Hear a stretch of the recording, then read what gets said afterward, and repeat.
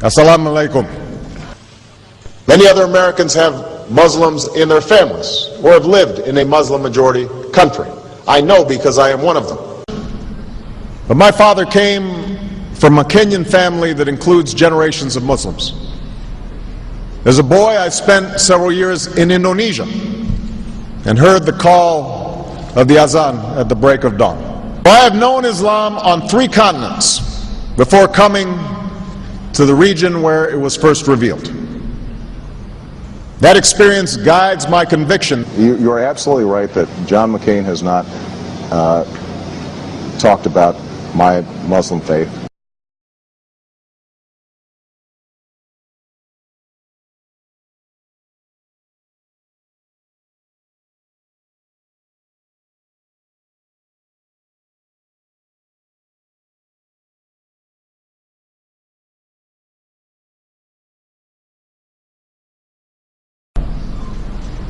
As the Holy Quran tells us, the Holy Quran teaches that, the Holy Quran tells us, and the Holy Quran also says,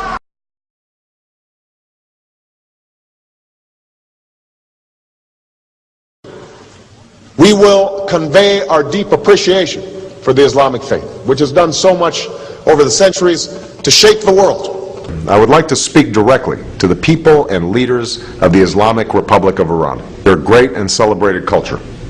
Over many centuries, your art, your music, literature, and innovation have made the world a better and more beautiful place. We know that you are a great civilization, and your accomplishments have earned the respect of the United States and the world. I also know civilization's debt to Islam. It was Islam at places like Uluzar that carried the light of learning through so many centuries, paving the way for Europe's Renaissance and Enlightenment. It was innovation in Muslim communities that developed the order of algebra, our magnetic compass and tools of navigation, our mastery of pens and printing, our understanding of how disease spreads and how it can be healed. Islamic culture has given us majestic arches and soaring spires, timeless poetry and cherished music, elegant calligraphy, and places of peaceful contemplation. They have fought in our wars, they have served in our government, they have stood for civil rights, they have started businesses, they have taught at our universities, they've excelled in our sports arenas, they've won Nobel Prizes, built our tallest building, and lit the Olympic torch. And when the first Muslim American was recently elected to Congress, he took the oath to defend our Constitution using the same Holy Quran. In ancient times and in our times, Muslim communities have been at the forefront of innovation and education.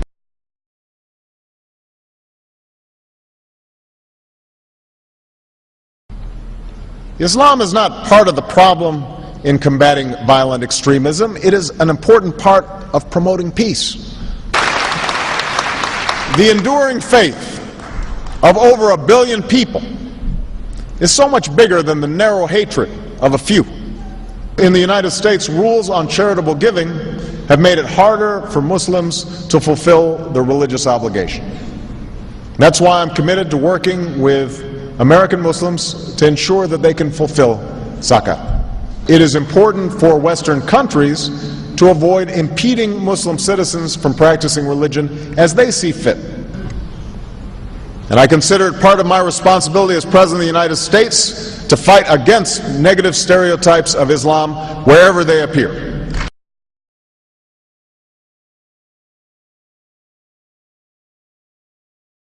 We are no longer a Christian nation. We do not consider ourselves a Christian nation.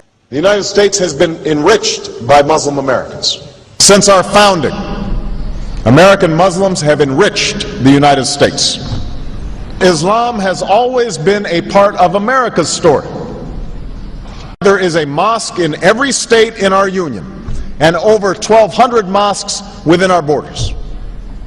One of the points I want to make is that if you actually took the number of Muslims Americans, we'd be one of the largest Muslim countries in the world.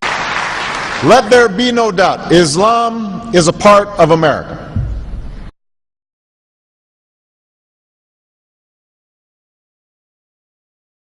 He did bow to the Muslim king, while he did not do it to the British Queen of England. And by bowing, he showed the world that I am subservient. I do bow down to you as a Muslim king, something no other president has done with Saudi Arabia. The Saudi king is his peer. He is not his subordinate in order to bow for him. And this is exactly what Obama did. Usually it is out of respect that someone would nod his head when bowing to royalty, and the ladies will give curtsy. But Obama went beyond what is required as a head of state and bowed to the Saudi king, and that's unacceptable. It sent the wrong symbol. When you say it sends the wrong signal, what signal do you think it sends? It sent a message that Islam is superior to any other master or king or president in the world, that an American president bowed to a Muslim king. It also sent a message that terrorism and jihadism is giving Islam the respect it should have on the world stage, to the point that it made an American president, for the first time in history, bow to a Muslim king.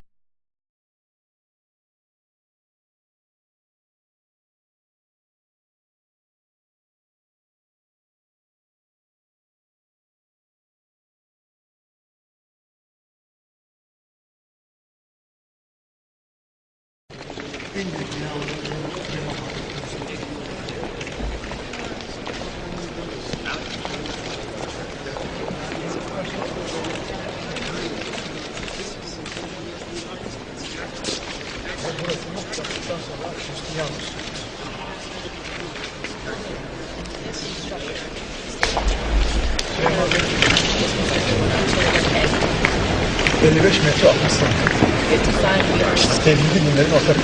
this is a common thought shared by all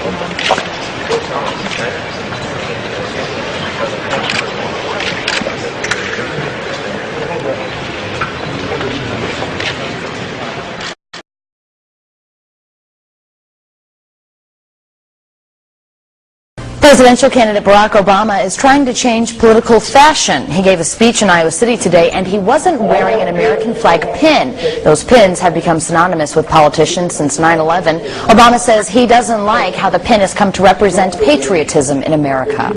I won't wear that pin on my chest. It's a little weird, Alan, that in the middle of the campaign the guy takes off the American flag that most people wear because they're proud of their country. Let me speak as clearly and as plainly as I can. America is not and never will be at war with Islam.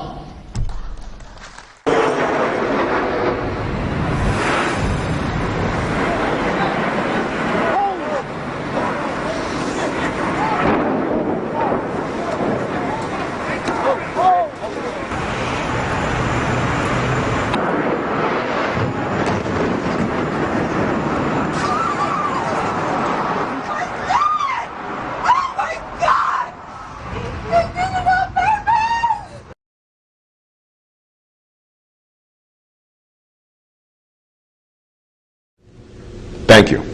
And Eid Shoma Mubarak.